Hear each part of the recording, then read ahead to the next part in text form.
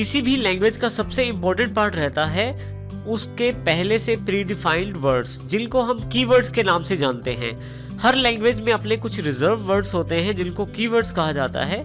उसी प्रकार से सी लैंग्वेज के अंतर्गत भी 32 कीवर्ड्स हैं जो पहले से निर्धारित किए गए हैं। और यहाँ पे यदि आप देखें तो ऑटो, ब्रेक से लेकर व्हाइल तक हमारे पास यहाँ काफी सारे कीवर्ड्स अवेलेबल हैं। हर एक कीवर्ड का पहले से ही एक प्री डिफाइंड मतलब अवेलेबल रहता है सी लैंग्वेज के अंतर्गत। और यहाँ पे इसका अर्थ ये हुआ कि 32 कीवर्ड्स का सबका कार्य अलग अलग रहता है और सबका प्रयोग अलग अलग स्थान पे किया जाता है।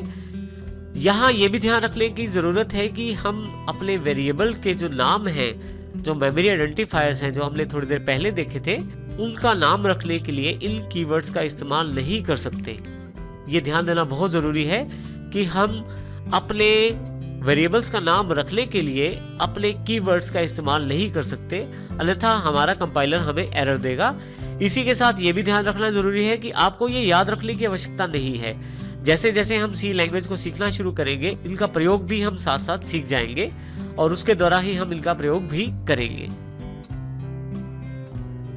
अब हम सबसे पहला प्रोग्राम बनाएंगे अपनी सी लैंग्वेज में। इसके लिए हम इस कोडिंग का प्रयोग करेंगे, परंतु यहाँ सबसे पहले राइट हैंड साइड ऊपर की तरफ देखें तो यहाँ पे उस फाइल का नाम लिखा गया है जो फाइल आपके पास वीडियो ट्रेनिंग में उपलब्ध है। आप डायरेक्ट इस फाइल का सोर्स कोड वहां से प्राप्त कर सकते हैं जो कि myfile.c के नाम से अवेलेबल है। सबसे पहले हम अपना पहला एग्जाम्पल पिक करते हैं और उसकी जानकारी लेते हैं। देखिए हमारे पास यहाँ पे कुल 6 लाइनें लिखी हुई हैं। इन 6 लाइनों को हम बारी बारी से समझेंगे। ये एक बेसिक प्रोग्राम है जो कंप्यूटर की स्क्रीन पर हेलो फ्रेंड्स प्रिंट करवाता है। तो देखिए यहाँ पे हमारे पास जैसे सबसे पहली लाइन है डबल स्लैशेस के साथ माय फर्स्ट प्रोग्राम इन सी, उसके पश्चात हैश का सिंबल है, इंक्लूड stdio.h, उसके पश्चात void main, rounded bracket open close, curly bracket open, printf hello friends और उसके पश्चात यहाँ पे लास्ट में कर्ली ब्रैकेट भी क्लोज कर दी गई है। अब हम बारी बारी से देखते हैं इन सब लाइनों का क्या अर्थ है और किस प्रकार से हम इनका प्रयोग करेंगे। यहाँ सबसे पहले हम बात करते हैं मेन ब्लॉक के बारे में। मेन ब्लॉक या मेन फंक्शंस जिसके अंतर्गत हमारे पास 2 कर्ली ब्रेसेस अवेलेबल रहती हैं, एक ओपन और एक क्लोज। इन दोनों के बीच में लिखी हुई स्टेटमेंट्स को कंपाइलर के द्वारा कंपाइल किया जाता है और एक प्रोग्राम के रूप में परिवर्तित किया जाता है। यहाँ सबसे इंपॉर्टेंट बात यह है कि हमारे पास जो नाम है वो मेन होना आवश्यक है, अन्यथा आपका कंपाइलर एरर क्रिएट करेगा और आपका जो कोड है वो कंपाइल नहीं हो पाएगा। ये बताने के लिए कि मेन आपका एक फंक्शन है, इसके लिए हम 2 राउंडेड ब्रैकेट को प्रयोग करते हैं। बिल्कुल इस तरह से यहाँ पे देखें लास्ट में, यहाँ यदि आप देखें तो मैंने 2 ब्रैकेट्स प्रयोग की हैं, एक ओपन राउंडेड और एक क्लोज राउंडेड, जो आपको कीबोर्ड पे 9 और 0 बटन पे अवेलेबल हो जाएंगी। इससे हम ये कह सकते हैं कि हमारे ब्लॉक का नाम मेन है और ये जानकारी देने के लिए कि एक फंक्शन है, ये राउंडेड ब्रैकेट्स का इस्तेमाल किया गया है। और उसके पश्चात जो 2 कर्ली ब्रेसेस हैं वो उस कोड को शामिल करते हैं जिसको हमने अपने प्रोग्राम में शामिल करना है। मेन के बिल्कुल पश्चात हम एक ब्रैकेट जो कि कर्ली ब्रेसेस है, कर्ली ब्रैकेट है, उसको ओपन करते हैं।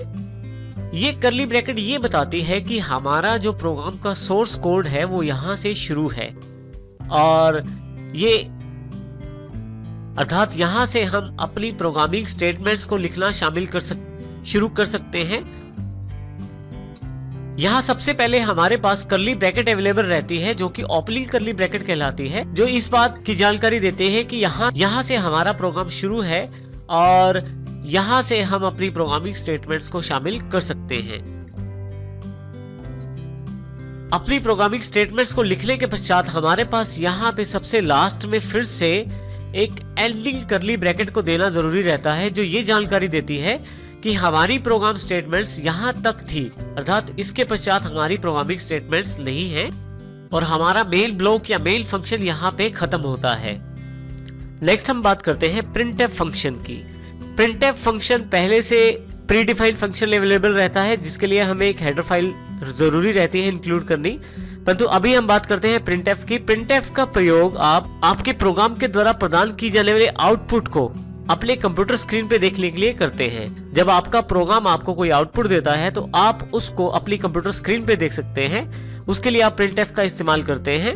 और इसमें यहाँ पे ये भी ध्यान देना जरूरी है कि ये डायरेक्टली आपके कंप्यूटर स्क्रीन पे आउटपुट दे देता है। इसमें यहाँ पे हमारे पास डबल कोट्स में जो भी आप टेक्स्ट लिखे वैसा सेम टेक्स्ट आपके पास स्क्रीन पे अवेलेबल हो जाता है। हमने यहाँ देखे डबल कोट्स के अंतर्गत हेलो फ्रेंड्स लिखा है, और यहाँ यदि आप लाइन ऊपर की तरफ देखें तो printf डबल कोट्स शुरू कर दिए, हेलो फ्रेंड्स लिख के डबल कोट्स बंद कर दिए, और यहाँ पे ओपनिंग और क्लोजिंग ब्रैकेट करके हमने सेमी कॉलम लगा दिया है। बिल्कुल कुछ ऐसा आउटपुट अवेलेबल हो जाता है अपनी कंप्यूटर स्क्रीन पे। अभी क्योंकि हमारा प्रोग्राम पूरा नहीं है, अभी प्राप्त नहीं हो पाएगा, लेकिन हम उदाहरण के लिए बात करते हैं कि इस तरह से printf के द्वारा डबल कोट्स में दिए गए टेक्स्ट को एज इट इज ये कंप्यूटर की स्क्रीन पे प्रिंट कर देता है। तो इसका अर्थ ये हुआ कि printf का प्रयोग हम अपनी आउटपुट को प्राप्त करने के लिए कर सकते हैं और उसको स्क्रीन पे देख सकते हैं। और printf जो फंक्शन रहता है ये हमें आउटपुट दिखाने का कार्य करता है। परंतु यदि हम बात करें कि printf हमें कहां से अवेलेबल हुआ है, तो ये भी एक क्वेश्चन बहुत इंपॉर्टेंट है। printf हमें किस प्रकार प्राप्त हुआ है? यदि आपको ध्यान हो तो हमने सी लैंग्वेज की फीचर्स में एक बहुत ही इंपॉर्टेंट फीचर देखा था, जिसके अंतर्गत हम पहले से बने हुए फाइल्स को प्रयोग कर सकते थे, जिस रीयूजेबिलिटी का एक फीचर अवेलेबल था।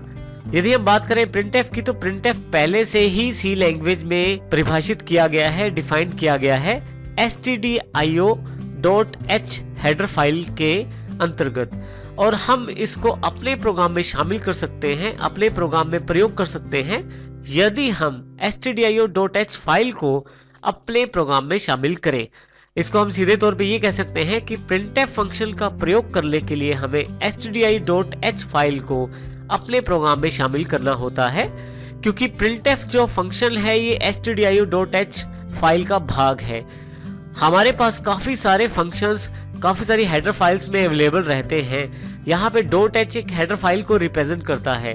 हम उन फंक्शंस का प्रयोग कर सकते हैं, उनके लिए हमें उन हेडर फाइल्स का इस्तेमाल अपने प्रोग्राम में करना होता है, उन हेडर फाइल्स को अपने प्रोग्राम में शामिल करना होता है जिनके फंक्शन हम प्रयोग करना चाहते हैं।